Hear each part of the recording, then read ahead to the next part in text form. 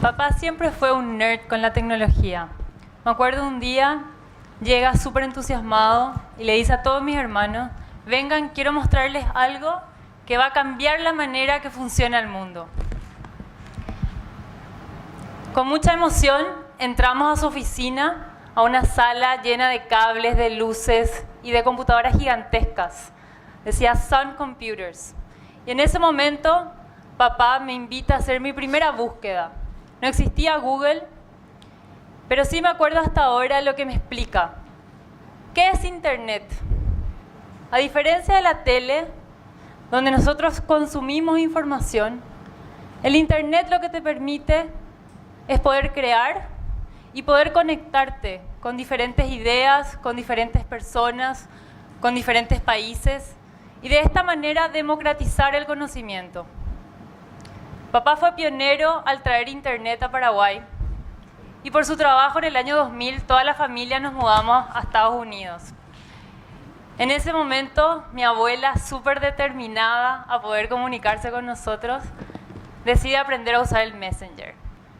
Y un día veo cómo mi hermanita Victoria teclea y envía imágenes. Victoria no sabía escribir, pero ya podía comunicarse a través de la tecnología con mi abuela.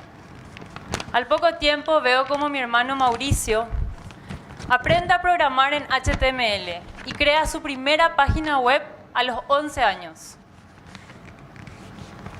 Al poco tiempo, Mauricio ofrece sus servicios a todos los vecinos y crea su primer emprendimiento social.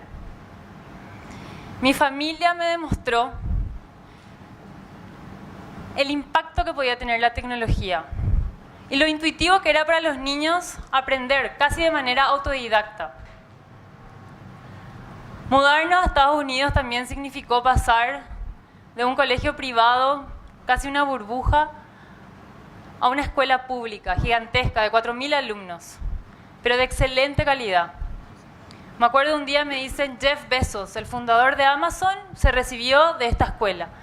Y yo estaba en esa escuela, no podía creer. En Paraguay no existía una sola escuela pública de ese nivel. Fue por eso que cuando conocí el proyecto One Laptop per Child, que combina la educación con la tecnología, fue como amor a primera vista. Lo que buscaba el proyecto era poder dotar a todos los niños del mundo con una computadora conectada al Internet y así lograr un cambio de paradigma educativo. En realidad, a mí lo que me enganchó con el proyecto, más allá de la tecnología y del hardware, tenía que ver con la filosofía detrás. Ya en el año 70, Seymour Papert decía que los niños tenían que aprender a programar y no ser programados por la tecnología. Porque al aprender a programar, un niño construye su conocimiento, desarrolla la lógica matemática, la capacidad de resolver problemas, el pensamiento crítico. Y así como todos nosotros aprendemos una lengua extranjera cuando somos chicos, de manera mucho más intuitiva, aprender a programar también es mucho más fácil, porque es un idioma. Por eso con el proyecto lo que buscábamos era poder introducir la programación ya en el primer año escolar. Que los niños sean nativos digitales y que puedan ellos construir su propio software. En el año 2008, enganchadísima con este proyecto, decido dejar mi trabajo y crear una fundación, Paraguay Educa, para que todos los niños del Paraguay puedan desarrollar competencias para el siglo XXI. En ese momento tenía 23 años y el primer desafío era conseguir financiamiento. Hablando con la persona correcta en el momento adecuado, conseguimos que un donante privado nos done $1 millón. En ese momento no tenía idea cuánto era esto, pero me explicaron, son 4.000 computadoras. Y súper contentos empezamos a ver dónde íbamos a hacer la experiencia piloto. Fue así que decidimos trabajar en Cacupé, una ciudad que queda a 50 kilómetros de la capital, que tiene una población urbana y rural, y donde 60% de los chicos tienen al menos un padre viviendo en el extranjero. ¿Qué significa esto? Que la tecnología, más allá de mejorar aprendizajes, nos iba a permitir a nosotros vincular a las familias. Aparte, en KQP, 3 de 5 niños no solamente estudian, sino que también trabajan, con lo cual el proyecto nos va a permitir acortar brechas, incluirle a esta población. Hemos logrado trabajar con 100% de las escuelas en esta ciudad digital, 15.000 niños, 400 docentes. KQP se convirtió en un laboratorio, en una vidriera de buenas prácticas para el resto del país.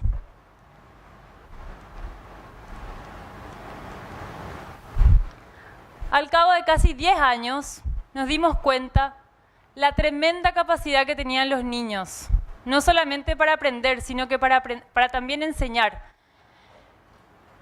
Un niño no tiene miedo a equivocarse con la tecnología. Prueba, ensayo y error. ¿Y esto qué significa? Que muchas veces aprende mucho más rápido que el docente. Lo que nosotros terminamos haciendo era invitar a los niños a ser ellos los tutores en las capacitaciones de los docentes.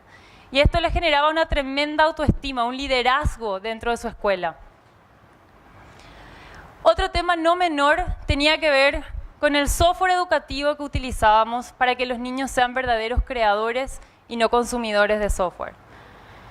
Optamos por Sugar, que es un sistema operativo especialmente diseñado para niños, que es abierto, que es gratuito, y donde todas las aplicaciones tienen el código fuente disponible. ¿Esto qué significa? Que los niños pueden ver cómo se crean las aplicaciones, pueden transformar esas aplicaciones y en ese proceso personalizar su aprendizaje.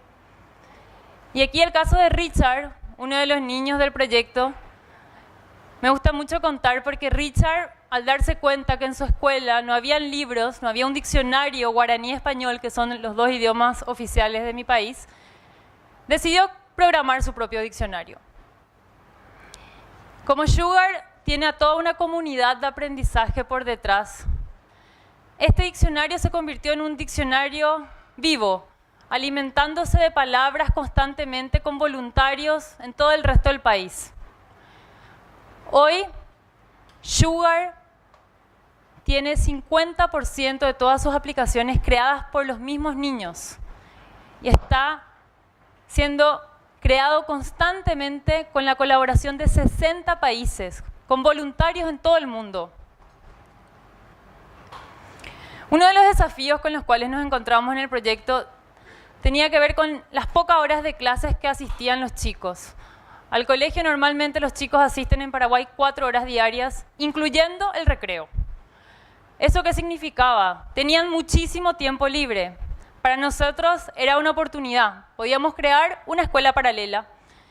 Y así fue que decidimos crear el Centro Tecnológico Serranía. Un centro abierto a toda la comunidad, no solamente a los niños, a sus padres, donde a diferencia de la escuela, donde los niños consumen un currículo, el centro tecnológico permite que los niños construyan su propio currículo, que ellos mismos propongan los cursos. La semana pasada hablaba con una de las formadoras estrellas que tenemos, con Clarita, y me contaba que estaban probando unos nuevos lentes de realidad virtual, que los niños estaban ya yendo del mundo físico al mundo virtual, creando obras de arte. Y esto es algo que ocurre mucho en el centro. La creatividad que vemos en los niños muchas veces se da en estos espacios de educación no formal. El Centro Tecnológico también nos permitía hacer una prueba de concepto. Antes de escalar cualquier solución educativa, probábamos en el centro y luego replicábamos en las escuelas. Y hablando de escalar, un desafío no menor tiene que ver con escalar un proyecto en su fase de piloto con 15.000 niños a un proyecto a escala nacional, en el caso de Paraguay con 1 millón de niños. Queríamos que el proyecto ya sea sostenible, que no dependa de donaciones del sector privado, sino que más bien se convierta en una política pública, financiada con fondos públicos. Y fue así que con un grupo de organizaciones de la sociedad civil creamos un movimiento, Ahora Paraguay, para poder resguardar un fondo orientado a la educación y a la innovación. Estábamos viviendo en un momento histórico, se estaban negociando con Brasil la compensación por cesión de energía que recibimos mediante nuestra hidroeléctrica Itaipú. Y teníamos la posibilidad de recibir millones de dólares a lo largo de un periodo de 10 años. Con un grupo de ciudadanos creamos una nueva figura jurídica, un fideicomiso.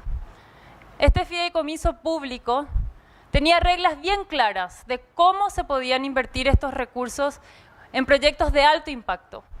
Aparte, este fideicomiso tenía una gobernanza muy interesante, público-privada. Ya no era el ministro de Educación quien decidía cómo se iban a destinar estos fondos, sino que más bien ese ministro era uno de 5 ministros y habían también 4 representantes del sector privado en el Consejo, entre ellos un representante de los medios, a cargo de transparentar toda la toma de decisiones. Creo que la historia de este fideicomiso, que hoy entrega 108 millones de dólares al año por un periodo de 10 años para proyectos de primera infancia, para becar a personas al extranjero, para introducir tecnología educativa, para capacitar a docentes, podría ser replicado en otros países de la región, que necesariamente requieren de una mirada a mediano y largo plazo, poder trascender así gobiernos.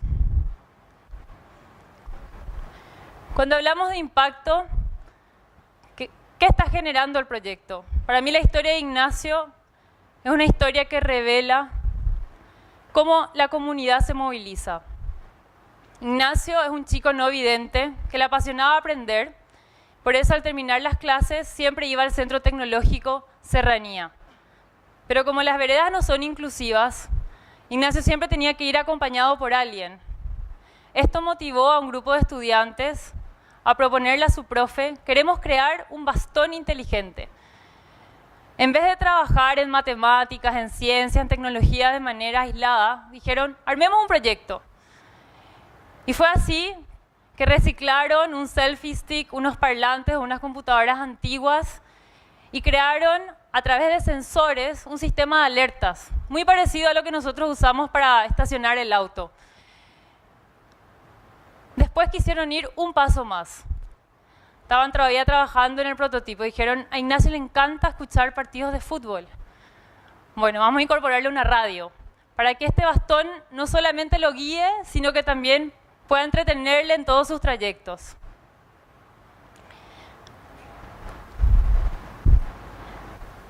Termino haciéndoles una serie de preguntas. ¿Queremos consumir diccionarios o crear nuestros propios diccionarios interactivos como hizo Richard? ¿Queremos consumir bastones o crear nuestros propios bastones como en el caso de Ignacio? ¿Queremos consumir educación o crear una educación pública de calidad? Todos podemos consumir, pero al crear transformamos realidades. Muchas gracias.